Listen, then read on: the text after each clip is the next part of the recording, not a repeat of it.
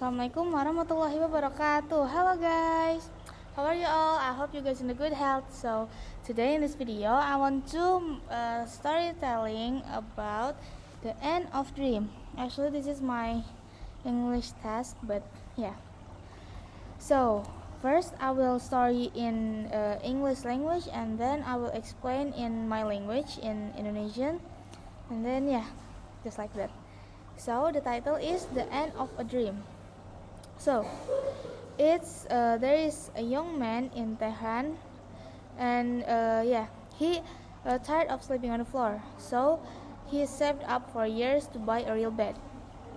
And then for the first time in his life, he had a bed that had springs and matters, and he was very proud of that.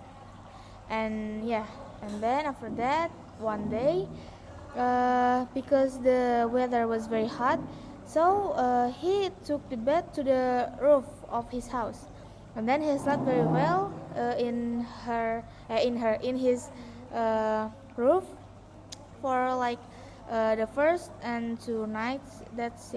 But in the third night, a storm blew up, and a gust of wind swept his bed off the roof and sent it to crashing into the courtyard below. And then the young man didn't wake up, and the bed unit had hit the ground. Although the place was smashed to pieces, the man miraculously survived. When he woke up, he was still on the mattress.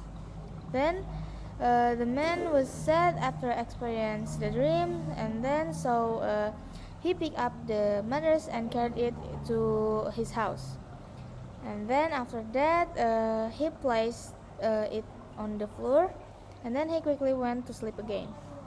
So in Indonesian I will explain. So the title is Akhir dari Mimpi.